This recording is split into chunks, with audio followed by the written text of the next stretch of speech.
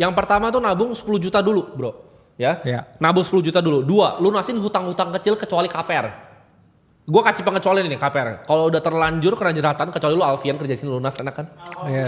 Nah, Ya, kecuali kerja lu di sini Alfian. nih, mau lunas ini dilarang riba harus tulisannya. Iya, kalau di sini dilarang riba soalnya. Jadi lu harus lunasin riba yang kecil. Contohnya apa? Kartu kredit bro. Yes. Kartu kredit, utang-utang sama orang itu beresin. Iya. Ya, itu lu kayak tangan lu pegang bara gitu, panas. Jangan ngutang buat mobil. KKB bahkan boleh dilunasin dulu. Ya. Tapi kalau KPR memang agak sulit kan bro, nggak semua orang punya income. Jadi kecuali KPR, lunasin semuanya dulu utang. Itu nomor 2. Nomor 3, jadi hutang itu di atas bahkan dana darurat teman-teman. Ini jangan salah nih. Orang ada yang ngajarin dana darurat dulu baru utang. Salah itu. Ya, salah. Hutang dulu kecuali KPR karena besar sekali. Yes. Mungkin mereka nggak bisa selesaiin. Karena gini bro, hutang kartu kredit atau hutang yang lain-lain itu ada 33% setahun. Ya. Jawabannya investasi itu sulit sekali 33% setahun. Pasti. Jadi lu Kamu pasti kalah. ngalahin ribanya nggak bisa. Benar, lu ngalahin riba aja nggak bisa. Iya. Kita nih disuruh balapan sama riba 33%, ampun bos gitu. Iya. Ampun. Daripada riba mending ke rimba ya. Iya, jangan ya. Riba, 2, berantas pokoknya ya. Yes. Karena selama lu masih pakai riba, lu budaknya orang yang ribain itu.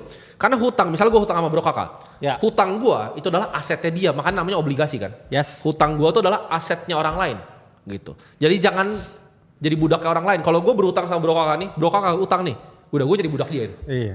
Tapi Budak ini itu. ada komen lucu dari Mami Dia Story. Ibu rumah tangga dana daruratnya suami bro. Ya boleh. Kalau suami lu ada dana darurat ya Iya. wes. Ya kan kita Kalau ngomong buat suaminya tadi. bisa diandelin. Ya kalau bisa suami bisa diandelin. Nah 3 ya, simpen 3-6 bulan. Tapi gue lebih setuju yang bro kakak. Kenapa? Karena waktu itu Ray Dalio, gue pernah beli kelasnya bro. Gue pernah beli kelasnya Ray Dalio.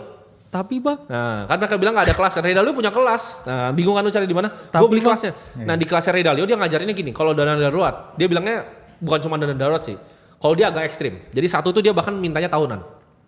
Yes. Karena mungkin traumanya dia ya. Dia pernah bangkrut. Dia bilangnya tahunan. Tapi tahunan itu bro, misalnya kayak 5 tahun ya menurut dia. Itu masih dikali. Kenapa? Karena ekspektasi ini digerus sama inflasi. Jadi dana darurat Ray Dalio itu dia berekspektasi untuk digerus sama inflasi. Jadi gue setuju. Kalau misalnya gue bilang 3 bulan tadi, harusnya sebenarnya bro kakak ya yang bilang lebih bagus. Jadi kan dia 20 juta tuh pendapatan bro. Gue bilang 60. Itu harusnya 120 plus 10 yang tadi. Harusnya. 130 juta dulu di rekening. Benar. Ya. Sama nih karyawan gue juga dari dulu gue ajarin sama bro. Gue kemarin anak-anak Clipper kan baru masuk. Gue bilang, ada yang udah nanya, investasinya bang, lu punya 100 juta gak di rekening lu? Enggak, ya udah diem lu aja.